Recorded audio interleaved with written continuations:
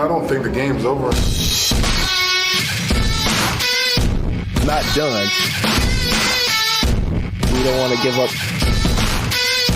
I don't think the game's over until... Not done until the clock says 0. We don't want to give up to the clock says 0. I don't think the game's over until triple zeros on the clock, triple zeros on the clock, triple zeros on the clock.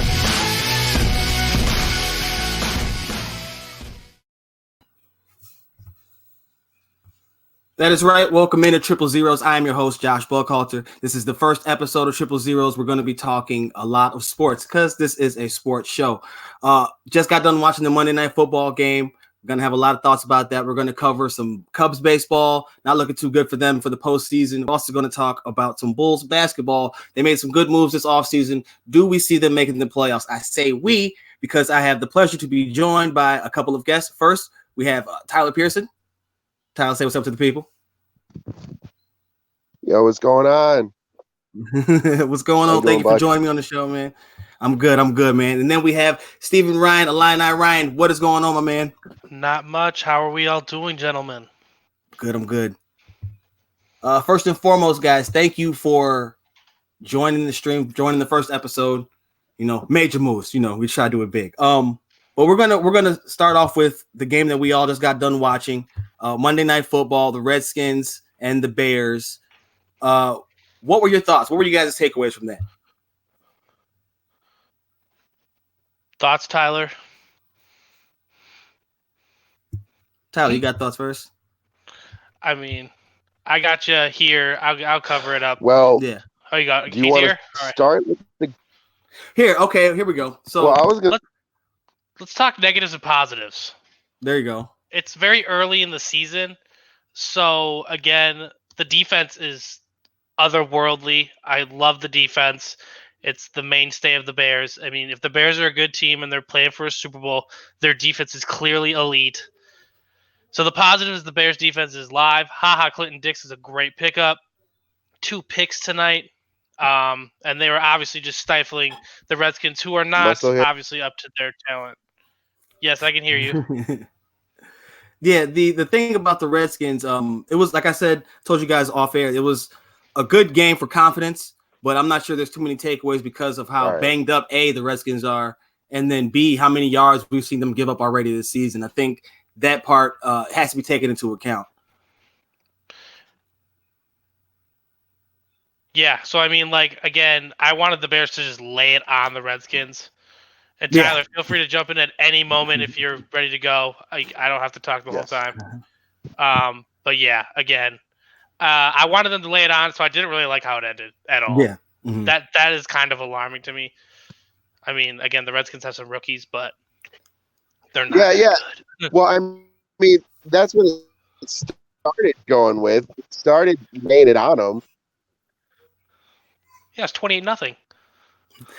See, the problem that I had was it started out fast. Everything started out the gates looking good, especially in the second quarter. Let's try to get you back in. Hold on. I think the problem that I had mostly was they started off so fast. The second quarter came out good. Mitch was diamond. It was a lot of short passes on that drive. I think they said it averaged less than 5 yards per pass, but they had a rhythm. And it seemed like after a while, after they got up big, what was it, 28 to 28-0. 28-0. They just kind of took their foot off the gas a little bit, and that troubles me. Did you see that in the fourth quarter? That style, like, again, when it was 28-15, we just kept running the ball.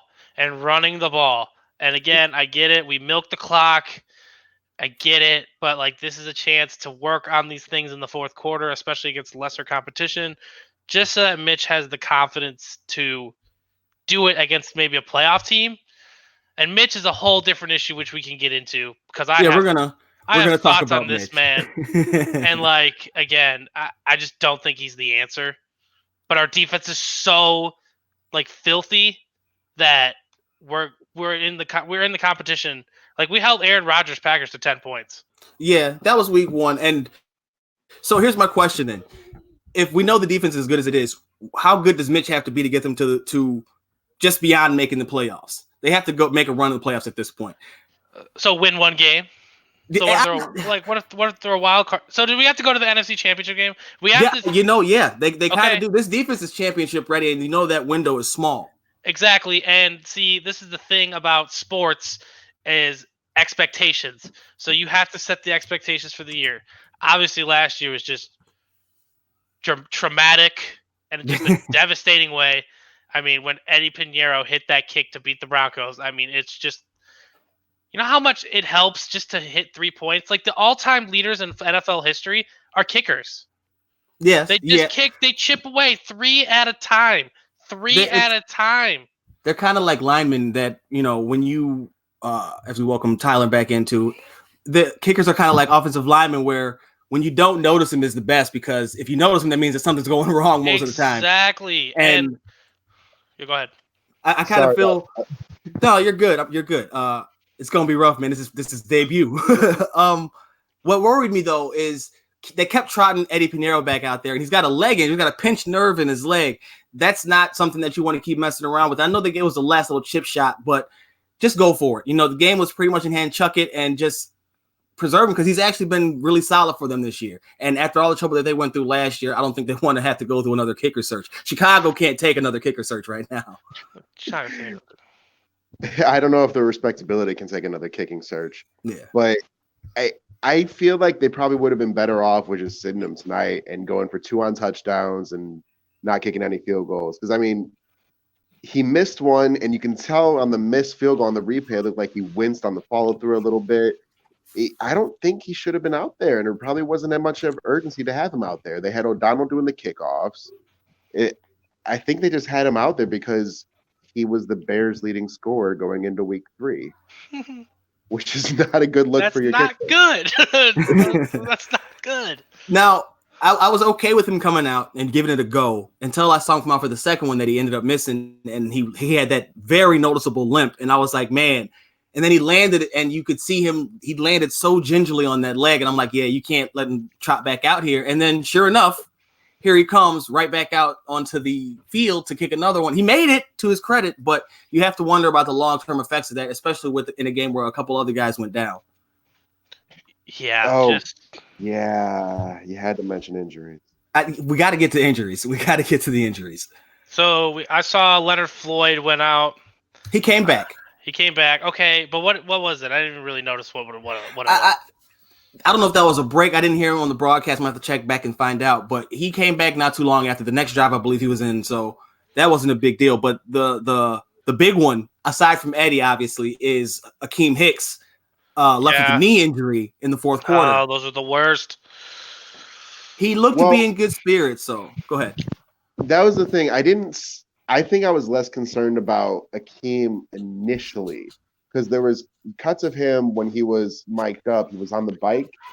And then later, it seemed like he was going back and forth with the fans when he was walking off the field. Yeah, he had the brace, but the brace was off. He wears the brace, it looks like, normally. So, I don't know if it's a urgent concern right now. Of course, we're going to wait to see what they say coming out of this, but I feel like it might be a little much to do about nothing with Akeem. You hope so. I hope it is anyway. Right. That's the hope, because he's such a big part of that run defense. And as we saw most of the night, Washington couldn't get anything going, at least up the middle. They put Chris Thompson in. He started getting loose around the edges, but a lot of that came in desperation time, and the defense was already relaxing. The other injury that was unfortunate to see was Taylor Gabriel going out with a concussion after the monster night he was having. That's one to monitor, especially because it happened later in the game. And he was such a big part of what they were trying to do. It seemed like they reversed the order of operations, where they had Mitch looking for Taylor Gabriel first and knowing that he would always come back to Allen Robinson when things broke down. Did you guys see anything like that? Yeah, I noticed that a little bit, and I'm very thankful for it, as I did win my fantasy matchup because I was facing Allen Robinson. I've noticed a few plays. Mitch does stare down his receivers a lot, and again, it's very alarming. And those are one of those things that come with experience, which he has a lack of, and not just in the professional sense, his total life sense. So that's where I have a big issue with Trubisky. And if you stare down receivers in the NFL, you will get caught eventually by some great defense. But yeah, it looks like he was very towards Taylor Gabriel, and last second Burton or Allen Robinson. Tyler, what'd you see? Yeah, it definitely did look like. Well, Gabriel definitely was that safety blanket for a while. Especially the second quarter, I think that's where all the touchdowns came in. That third one, especially, a thing of beauty. And then with finally getting Trey out there, being the second game he's had back, you could tell he was looking from that. That was probably his second go-to. Because with that first drive, especially, he was getting that ball out less than 3 seconds. I think they had the little stat there where they had the clock going for like his first 4 or 5 passes. He got him out in 2.5 seconds, 2.8, not even 3 seconds. And when he was in that rhythm, yeah, you're looking to Gabriel first because that was who he was most comfortable with. And it could be because the matchups were dictating that maybe they're going to try to take away Allen Robinson, given that on paper he's your most dangerous receiver. It's just that, though, Turbo has a connection with Mitch, and I think that's going to be clear, and it's probably something he's going to look to go to moving forward. Yeah, Gabriel finished the game 6 catches on 7 targets, 75 yards, 3 touchdowns. He also had the carry for 7 yards. But he, like you said, he was that safety blanket tonight for him. And all it takes is for them to reverse or to switch up how they have Mitch diagnosing the plays, then so be it. Because for the first couple of weeks, all we saw was Mitch locking on. And I mean, he just had laser focus on Allen Robinson, and everybody else was when the play completely broke down and he had nothing going. So it was good to see him distribute the ball a little bit more. I am still worried, though, about missing high. He misses high a lot. So I wonder if that's something where, because I actually wrote about this in the offseason, them not playing in the preseason, that's kind of stuff that you find the rhythm on. You know, the missed pass to, I want to say it was Gabriel earlier in the game, but he overthrew him and just barely. He was wide open. And you gotta hit those guys in stride. That's something that he's going to have to do consistently, because defenses they're going to continue to sit on those short routes, and they're going to dare him to beat them deep. But there's going to be that opening in the middle of the field that he can take advantage of. He has to be accurate to do so, though. Yeah, 100%. I think in the play he had someone open on the near sideline. I think it may have been the second quarter, and it was either I think you're right. It was either Gabriel. I think it was either Anthony Miller. One of the two. He had wide open. He had his man beat, and Mitch had him overthrown by maybe about a step. It's painful to watch those balls, because you can see it off on just a regular game on TV, and you're like, hit him, and it just goes flying over, and it's like, oh, Mitch, you're killing me, man. But and again, go ahead. Sorry. That comes down to his I know we're trying to develop a flow. It's intense. It comes down to just, again, like the lack of his experience. Again, overthrowing is totally like a mechanical thing. He's releasing the ball too early, etc. But the pick he threw at the end zone, come on, man. That was that was a sad thing to watch. It was reminiscent of the one against the Packers, though, where he kind of where it broke down, and instead of throwing the ball away, he tried to force something that really wasn't there, or it would have taken the perfect throw. The one against the Packers wasn't there at all. But this one, if he floats it a little bit more higher, he shortchanged Allen Robinson in the corner. But that's where he needs to overthrow the guy, right? Like either this dude catches it or no one catches it. I'd rather him sail that missile thing way higher than short it, because obviously that's where the trouble begins. And so, again, this is where he started 13 games in college. It's just this is all still so new to him, you know? So he's just got the keys to an NFL offense. And can the Bears be explosive? Absolutely. And he threw 3 touchdowns to Taylor Gabriel, Taylor Gabriel's probably the greatest game he'll ever have. Not trying to be disrespectful to him, just 3 touchdowns in a game is impressive. So it's all learning experience. So we just hope that Mitch learns from it instead of reverting back to old ways, you know? That's all. Yeah, Mitch's numbers for the night. Mitch was 25 of 31, 231 yards, 3 touchdowns, and that one awful pick. But he averaged 7.5 yards per attempt. And at one point in the game, they talked about how he hadn't averaged anything beyond, like you were saying, I believe, Tyler, 4 yards down the field. So to see that average creep up a little bit, and it was reminiscent of, I was telling somebody this earlier, it's reminiscent of before he had a shoulder injury last year. They were letting him attack down the field. But after his injury, they seemed to kind of reel him in, and that seemed to hinder the offense and him even. it's almost as if Mitch needs to be let free, which is a scary thought when you see how wildly inaccurate he can be.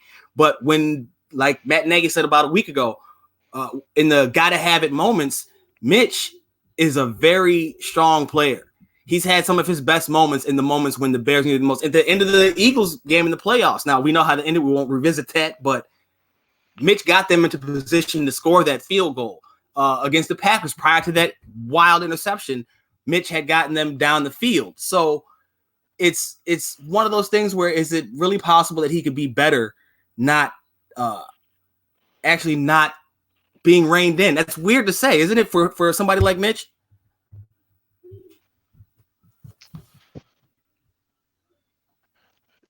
Well, guys, I'm looking up yards per attempt stats here. He had what you said. It was what 7-5 this game. Oh, his Mitch's stats. He was 25 of 31 for 231 completions for 231. So that's less than 10 yards of completion. Yeah, hey, that's some dink and dunk at its finest right there. But it's better than he had 3 touchdowns before he hit 200 yards passing. Oh, we know how that went though. The touchdowns, we're not going to count those, not count them. But we're going to have to remember that the defense set them up with short fields. Bro, so this man averaged 4.75 yards per attempt this season. Oh. He's 39th in the NFL. Yeah, some of those stats. That means other people have came in and averaged more than him. And I know it's 3 games in. Let's not overreact, but like no, this is not 3 games in. This is a year plus of being in an actual offense.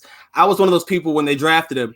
I was actually working an event for IMS at the time, and when they traded up, yes, when that happened, I was like, oh no, when like, oh no, baby, what is you doing? I was confused because there was no buzz about him going that high, and then when it happened, I was like, they're gonna do it, and then watching him under John Fox, I knew he was severely handcuffed, so I wasn't going to hold his feet to the fire and expect him to be lights out dynamo. But then you saw him last year, and you saw the good, and then you saw the bad, and you're like, oh, okay. And I was willing to admit I saw progression and that I saw some things to like, but there were also a lot of those concerns that you still have because of the fact that he is so, like you said, Steven, inexperienced. I wonder if they're going to have to manage him like that his whole career. His comp coming out of college was like Alex Smith, which right. But who maybe, was a first round pick who also didn't, I don't know if you would say he didn't live up to the expectations. He's had a very long and a very successful career. Josh, you said first round pick, like this man wasn't the number 1 overall pick back in Alex Smith. Yeah, right, exactly. No. Mitch was number 2, so I'm saying that's why the comp is so like, oh man, because that's heartache for the that's heartache for the 49ers. He didn't see success for the team that drafted. Didn't, but Alex Smith at least played at least 3 years of college football at quarterback, and I'm willing to bet a lot of money that man played high school quarterback. And you know what? I'll throw my life savings on middle school quarterback. Mitch didn't do any of those things. Now, granted, those levels are obviously hold on. I would say he probably played some middle school quarterback, but he definitely didn't start until late in his college career. But he had very solid numbers at that time, so you can't overlook that. I do agree with that, and I do agree with the fact that there are some plays where he looks the part. Like when we have the run game going and it's play action, I wouldn't say there's obviously people better, but he's very good at it. And we are clicking when that occurs. Well, but if we need him to go throw it down the field, we do need some more vertical. That's actually on my notebook here. Verticality in this offense is lacking, but it showed up at times tonight. So yeah. But that first touchdown pass to Gabriel just looked so awkward. It took him 3 games to get his first from like 2 yards out too. Patrick Mahomes has 10. Before. It's like he had never done it before. It's like his whole body was telling him to just run it in, but it's something in his mind was like, no, I have to throw this in. And so it's easier to throw it than run it. But if he ran it in, he would have gone head first and caught a concussion because he, for whatever reason, doesn't know how to slide. And it's frustrating as all hell. You're right. That's how he got hurt last year. He was sliding and the Vikings player landed on him. They're going to take their shots. That's the thing. But he's so athletic and he can make plays with his legs, but his instinct is to go head first in. And as a quarterback, yeah, as a quarterback, you have to slide. You're not going to be able to stay healthy and help your team if you're on the sideline. Now, I've never actually calculated this or anything, but if there's obviously the feet first slide and then the head first slide. I feel like more penalties will get called if you feet first slide and they hit you late. Yeah, definitely. And that alone, you're exposed, right? Exactly. Mhm. So again, Russell Wilson's, obviously one of the best at ever doing this.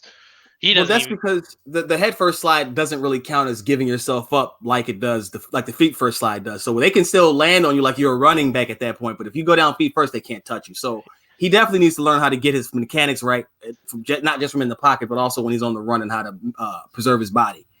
And we also had an example from Keenum as why you don't want to lead with the ball when you're trying to go forward later. Were you guys surprised that they didn't put in Haskins towards the end of the game? I know it's against this defense, but they had clearly let up a little bit, and the Redskins were out of it. They tried to fight to the very end, so I give them that. But I kind of predicted that we would see Haskins come in, kind of like we saw Josh Rosen last year against the Cardinals. Have they played him yet? No, that would have been his debut. That's why I was wondering. I really think they think he's a project, and I think there's very low expectations there this year. So they might ride out this Case Keenum train because it ain't going anywhere. They're gonna be dead last in the East, and he could be a project or a crown jewel. You're not playing him first game against that defense. No. Yeah, you don't shatter the man's confidence like that. That would have been an ugly one. It's just not good for him. So again, I don't know when the Redskins' bye is necessarily, but usually, except the Giants, obviously we all know the conspiracy. Eli totally benched himself to be 500 for his career. But I think the Redskins will wait a bit on playing him. Ideally, they don't play him at all this year, and he comes back next year and he's ready to take the job. But that never works. They always plan that. It never works. I don't know how the Chiefs did it with Patrick Mahomes, but it never Alex Smith. worked. Alex Smith. Very solid career. Very solid career. You gotta believe that like the Denver Broncos, as soon as Drew Lock is healthy, that he'll be the starting quarterback and Flacco will be having a seat. They didn't look good either. Although they gave the Packers some fight, but you gotta figure that Phillip Lindsay on the squad, so they can just keep feeding him the rock. Yes. Before we wrap up the Bears talk, we know what we got to talk about, right? Please, please. What are our thoughts right now, Mitchell Trubisky? Where are we at? We are 3 games in. Don't sign him. Don't re-sign him. Going into this game, I needed Mitch to show me something to make me feel like he was not the guy. Because there were 2 comms after the first game he was catching. It was Rex Grossman and McNabb. Super Bowl quarterback. Quarterback Rex Grossman, yes. But Super Bowl quarterback. Or was that team led by Devin Hester? That team was led by, again, the defense and Devin Hester. Yeah, and a solid run game. Oh, we might have those ingredients again. So, I mean, exactly. But if we're talking Rex Grossman, that's still terrifying because we know how that movie ended too.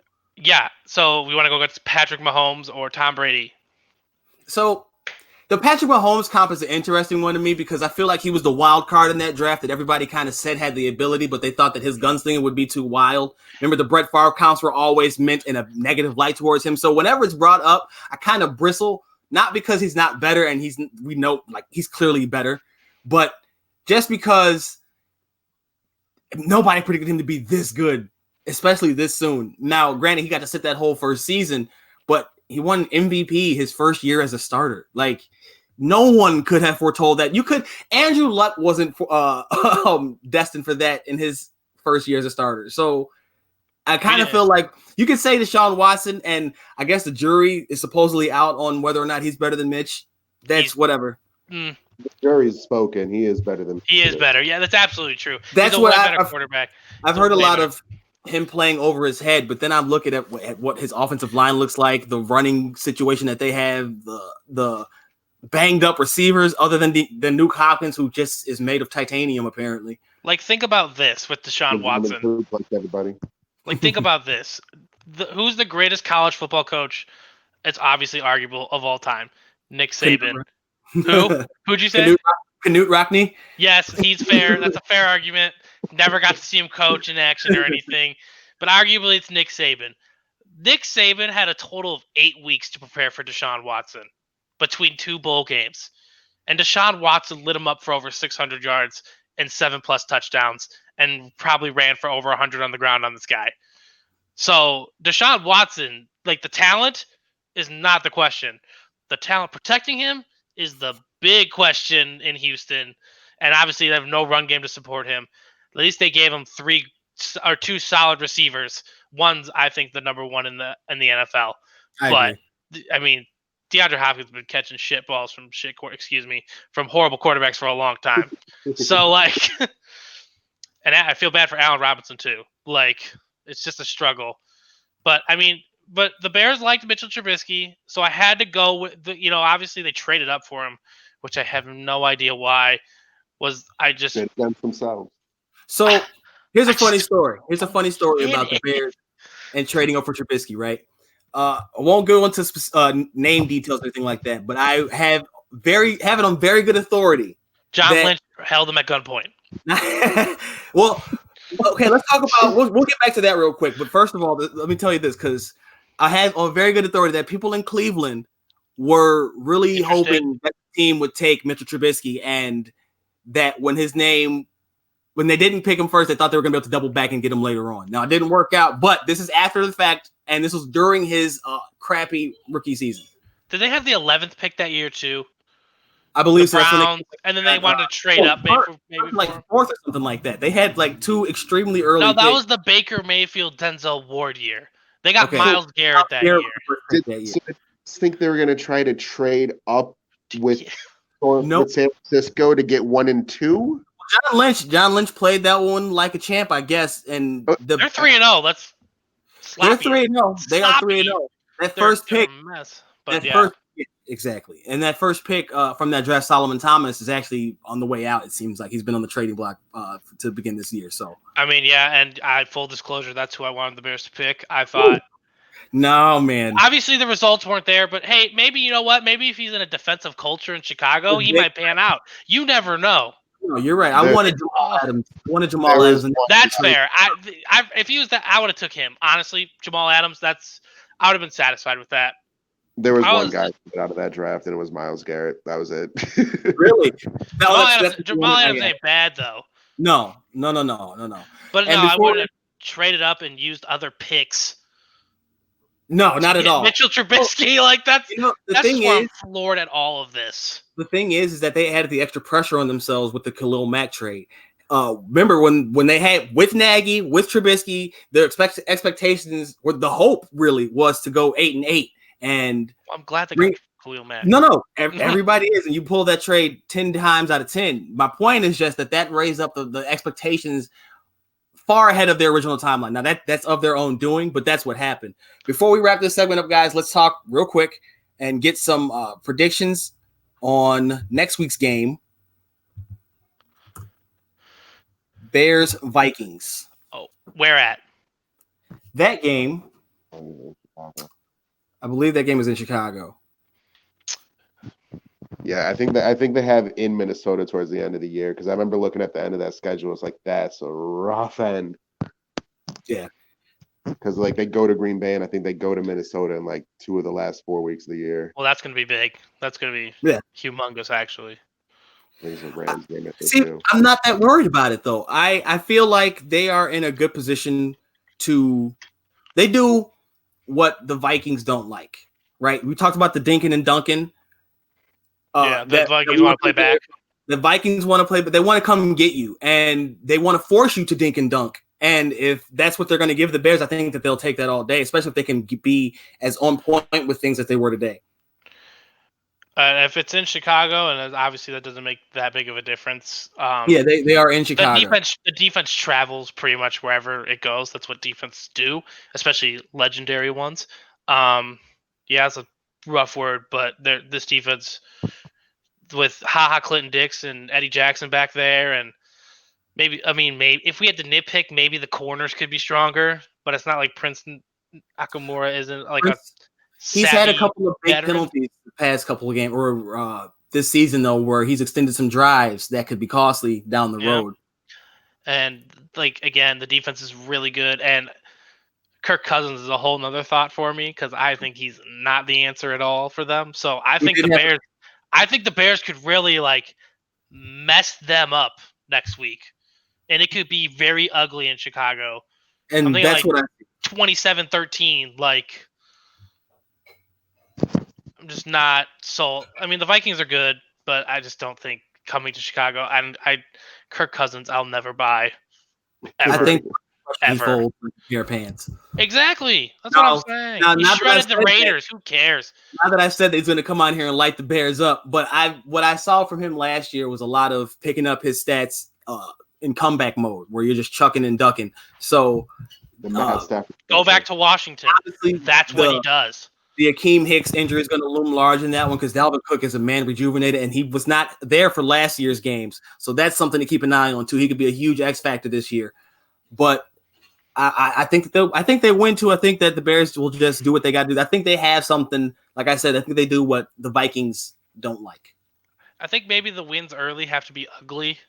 Yeah. And then maybe they'll pick up stride, week 12 and on.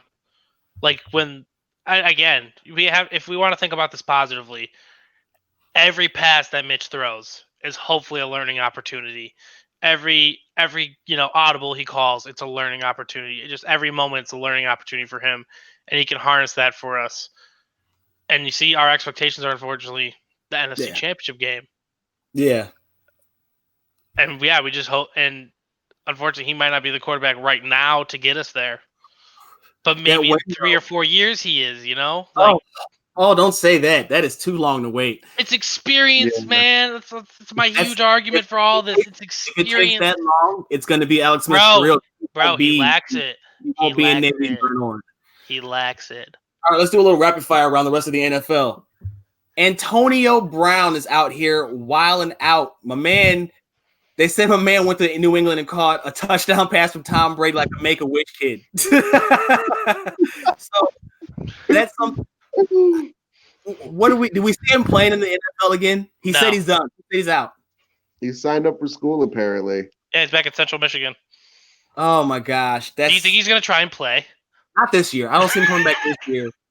No, he's gonna play football again, but it's not the NFL. It's gonna be the XFL.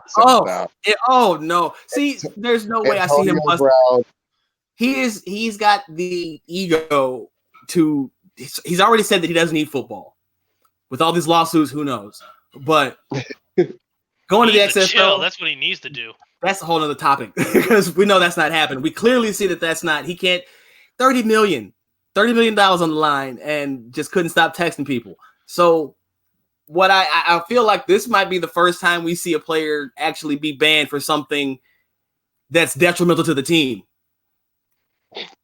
Did you see the clip of Belichick being asked about him? He stared the reporter down. That's another thing. They took him in, and we get the reports that they didn't know about the pending case or whatnot. Whether that's true, that's cool, but I feel like you can't react that way when you get asked a question that you know is coming. It's not a surprise that he got asked it. He just he gave her the meanest face possible. And she was just like, look, I'm asking the question. You got to answer. What's up? And he was like, he answered it and then stared at her. That's what made it so weird. Well, because she was probably told specifically not to mention Antonio, AB, always Bussin' Brown. And she did. Why else would Belichick get that mad? I mean, yeah, he can get mad at anything because he's just deadpan on to the next week. We're focused on whoever insert next opponent here. But yeah, I think there's I always thought Belichick was similar to kind of like Greg Popovich in the NBA, except Pop had a little bit of charm to him. Belichick doesn't have that. He was a nice dick. Warmness. Yeah, he doesn't have that at all. He won't crack a smile. He might get a deadpan at best. Chris Long, if you listen to the Ryan Russillo podcast, he was a Patriot for a season, and he said that Bill Belichick has one of the driest, funniest sense of humors in the league, but obviously he doesn't show it to anyone because, it's literally all business for him. And that's that. All right. What about moving on from Antonio Brown and his wild and crazy ways? The NFL holdouts and trade requests. We saw the impacts of one, Trent Williams not playing tonight for the Washington Redskins. You also have Melvin Gordon holding out in Los Angeles, and you had Jalen Ramsey ask for a trade down in Jacksonville. Do you see any of these guys being moved, or do you see them coming back to their teams? Ramsey's gone. He almost came to blows on the sideline with your head coach. I don't know if there's like some backwards mentality there saying maybe that's what they want down there. They want that kind of feistiness in Duval, but Ramsey's gone. I just don't know how you can like be on a team. Like how management like would want that. Not that obviously they want his talent on the team, but his personality is not conducive to what you're trying to do. Or does Sasha Khan really just not care? To be honest, there's some of his right now. Some of the edge that Jalen Ramsey has, I understand. It's probably misguided. It's a lot of frustration at the lack of production from the offense, the lack of consistent production from the offense, while the defense is balled out. And like we were talking about with the Bears, that window is so small, and you see they went from playoffs to out, and that was the down comp that the Bears were receiving this offseason. So I kind of get a little bit of his frustration and wanting to see some more positive results. They spent so much money in the offense. Unfortunately, Nick Foles went out with the rotator cuff or the collarbone, so they've got a little hard luck down in Jacksonville. But hopefully they figure it out, because I think that team can be special if they allow him to stay and they keep everybody where they are. Yeah, I mean, the way Gardner Minshew is playing is, incredible. No one obviously expected that. And it's really unfortunate that Nick Foles like broke his clavicle game one of the season. And even then, like obviously the Chiefs like won the game pretty much handily. The Jacksonville's still scoring points, like not horribly. Maybe the Chiefs defense isn't that good. Maybe the legend of Gardner Minshew convinces Ramsey to stick around a little bit longer. You might be on something there. The mustache is nice. He's got a nice stash. The guy's got a nice stash. I mean, whatever he touches seems to be a humongous party. Yeah. All right. I think Gardner's got the most drip in the league right now. Easily. Ooh. Easily. And then Melvin Gordon, I think the Chargers might want to get him on the line. I know they like Austin Eckler and stuff, but there's something to be said for the value of Melvin Gordon being on the field and not knowing what the offense is going to be throwing at you, because he can do everything. I know he might be a little bit of a product, but I think we're seeing some of this the devaluation of the running back position taking a little bit too extreme, because when you have a good thing like you see with Dallas, they're a little bit different because their entire offense is built around Ezekiel Elliott, but you still think they made sure they paid him. I think that the Chargers are going to do the same thing. And I think it's important for them to have a really good run game right now while their defense is very, very hurt. Like, I don't think they have what's the safety's name? Totally forgot. I'm blanking on him. Derwin James. Mm-hmm. And they're missing, I think Melvin Ingram's on the team still. They're missing him. I'm pretty confident. They've just had a lot of injuries. They are banged up. And if they can control the ball with the run game, that's where Melvin Gordon has value. Eckler is a good running back. The size, you can't teach size. I know that really sounds cliche, but Melvin's like 6'1", 220 something. He's built. Yeah, he's built for those grinded out late game situations. He's a cold weather runner. Mm-hmm. I know which makes him more lethal in San Diego. Mm-hmm. But they've been getting the production without him, though. For now, that's true. Right, now. They lost this game. Like I said, it's not 2 games. It's not to say they beat the. It's not to say that Eckler's not an effective running back. What I'm saying is that the style that Gordon brings is definitely something they're missing in the physicality they're missing in that offense. Thunder to Eckler's lightning. Yeah, exactly. They work great in tandem. All right. Yeah. Go ahead. Finish up. Go ahead. I was going to say, yeah, I agree with you, because, I mean, that's kind of what the league's been the last handful of years now. You need tandem running backs. It's no longer just that bell cow. Yeah. All right, we're going to switch up to this one. This one is in you guys' wheelhouse, but something that we have to talk about because it looks really grim right now. But are we talking? Oh. You know what's about to happen. Cubs postseason chances. That was a smooth transition. talk about, right? Yeah, we're gonna get to it.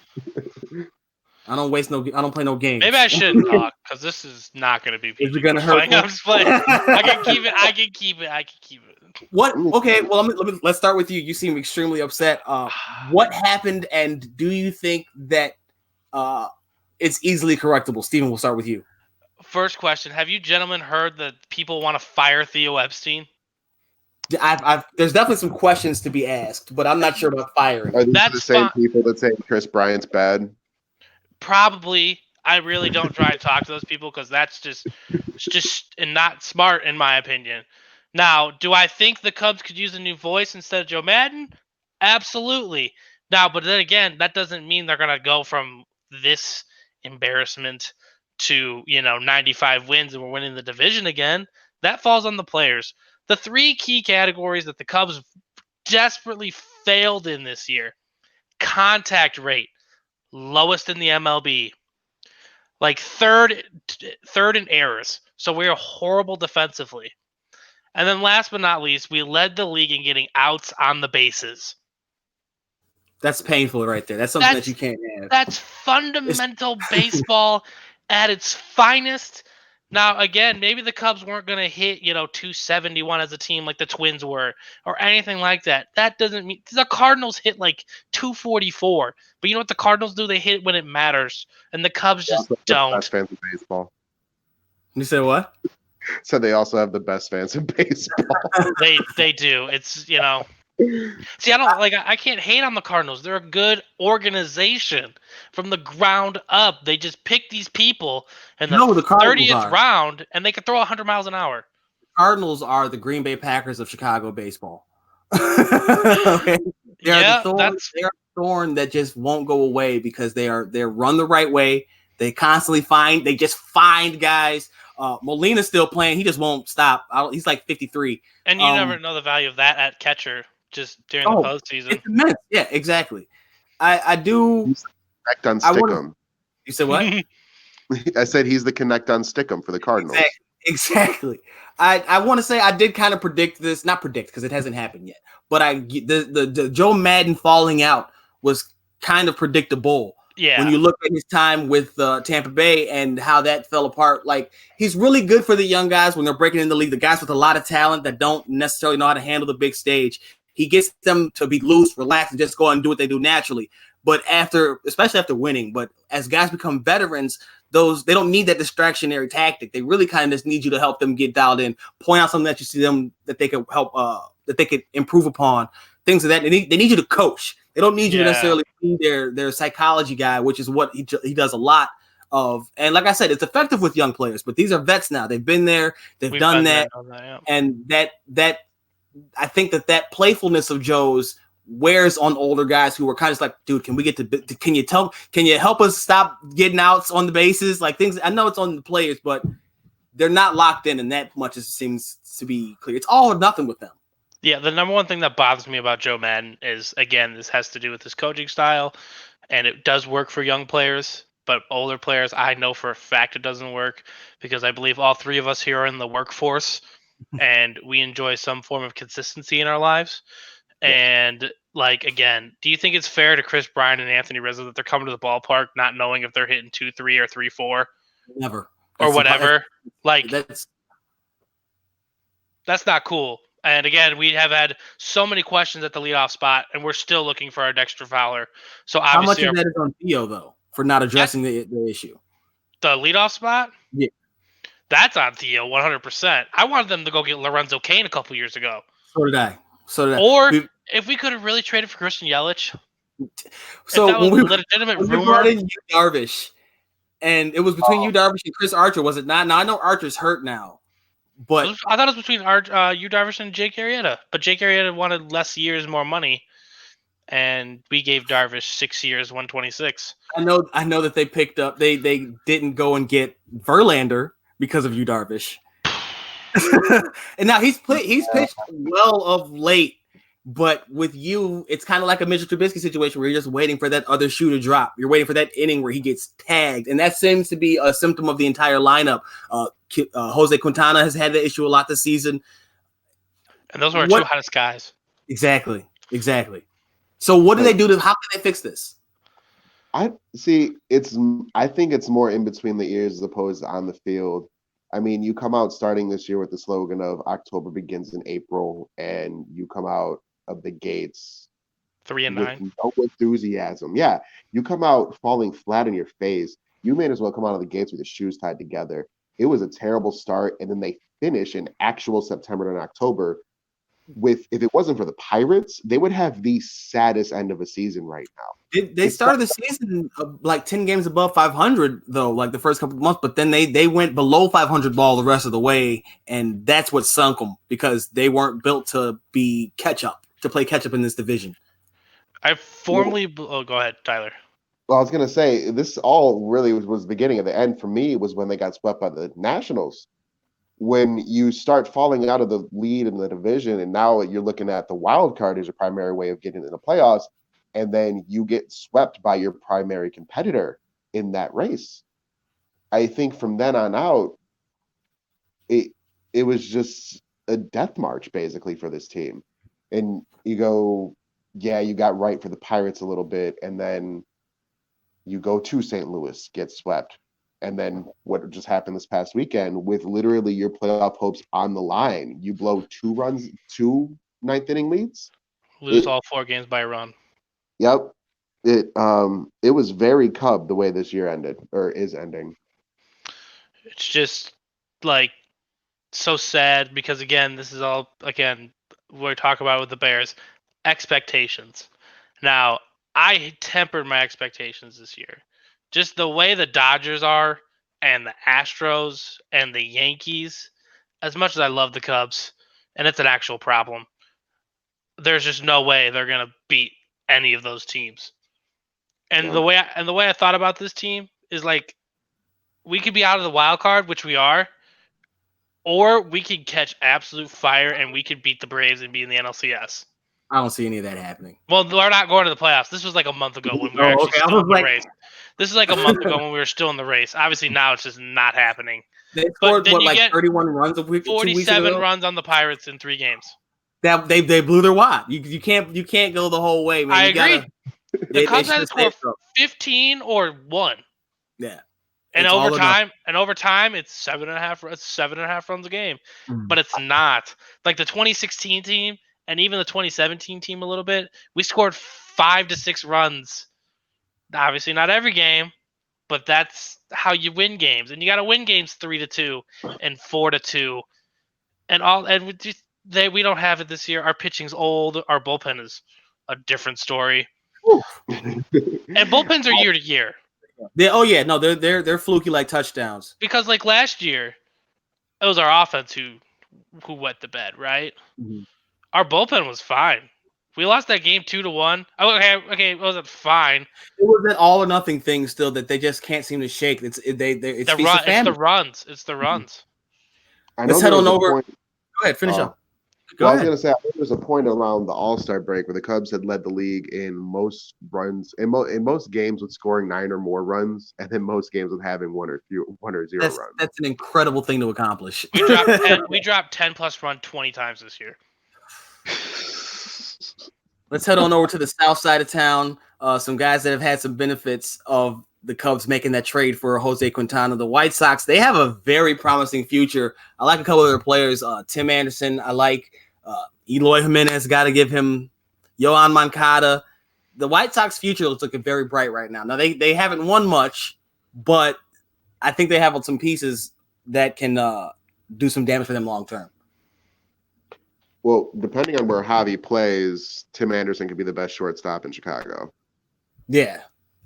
There you go. As you see the graphic put on by Steven there. They're balling out, man. It's painful to watch what could be the downfall of the Cubs with seeing the White Sox come up, but it's also awesome to see this team rounding from mud basically and each one of these players coming into their own. Which trade was worse for the Cubs before we transitioned fully to the Sox? Which trade was worse? And I can't even call this trade worse because Quintana has actually been a reliable arm. In terms of going out there and starting every 5 days, obviously earned runs and all that's a different story. But Eloy, Dylan Cease, and blah, for whoever it was, for For Jose Quintana or Jorge Soler for Wade Davis? The Wade Davis.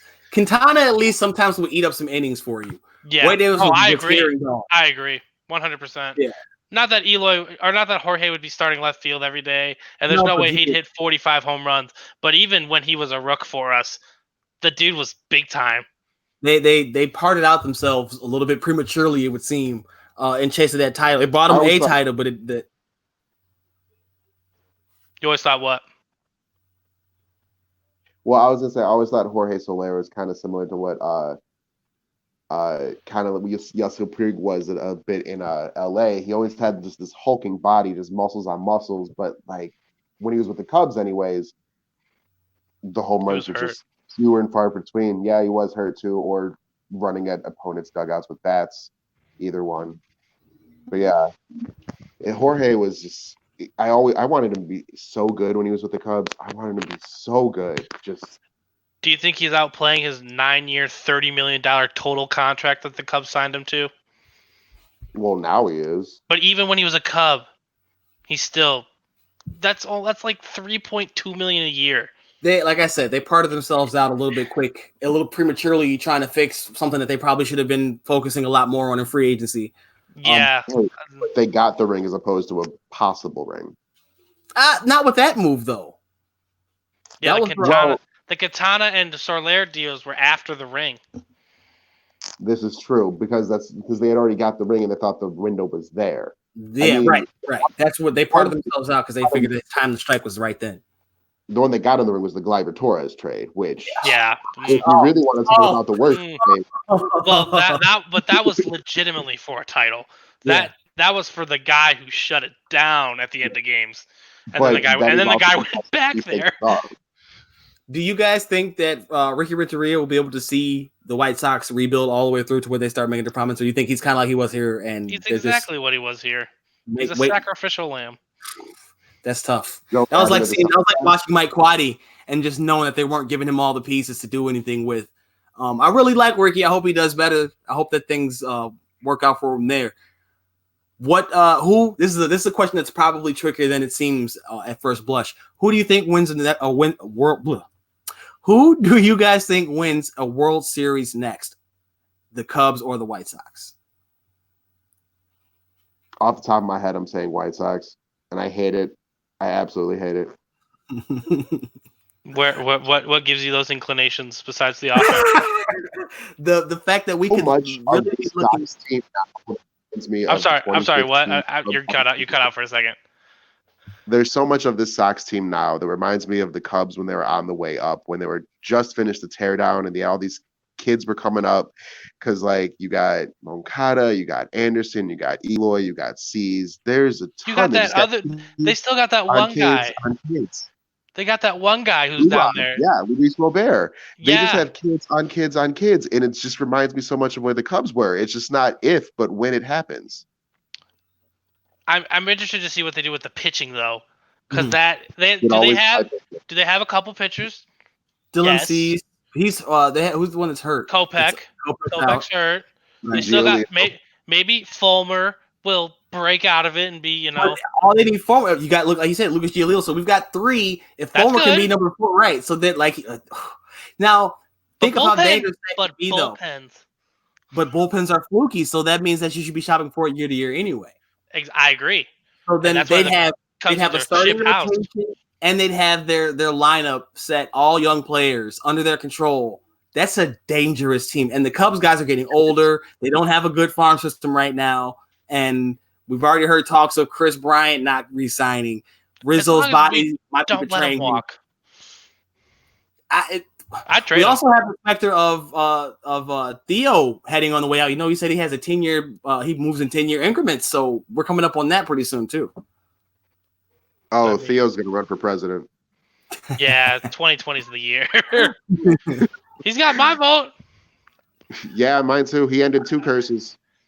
What? He can end the Trump administration. Why not? Oh my goodness, we got political. Try to avoid it. Well, guys, I want to thank you so much for joining me on the first stream, the debut episode of Triple Zeros. I hope to have you guys back on. It was a real pleasure of mine again. Thank you so much. Bulls won't be in the playoffs. Oh, Just calling it now. Just calling it hang on. now. You said that as we're signing off? We Yeah. can do this. Hold on. We can do this. I will redo this. I thought we forgot some key things here, and also the Cubs will win a World Series again before the White We can Sox. revisit this. You know what? How about this, guys? We'll come back Wednesday night. How does that sound? Ooh, I'm free. Actually, I don't know if I'm gonna be able to do that. Wednesday night's my birthday. Oh, I'm happy probably birthday. Happy birthday. We had our first birthday announcement. Birthday. Well, how about thank this? you. We'll leave it on this. Tyler, Bulls make the playoffs or no? Yeah, actually, they're gonna sneak into the 8th seed, get stomped in the first round. But yeah, they'll So now- make the playoffs. That's Now very we have to possible. schedule you guys both on so we can debate this out. Steven Ryan, Tyler Pearson, thank you guys so much for joining me on the stream, man. Thanks for having me, man. Guys, I want to thank you so much for joining me for the first episode of Triple Zeros Podcast. A big special thank you once again to my guests, Tyler Pearson and Steven Ryan. They were a huge help. If you guys want to be part of the show, all you got to do, message or email. We will be back later this week. We'll be back next week. We'll be back often. Signing out, Jukes and Jumpers. Until the next time, everybody, be easy.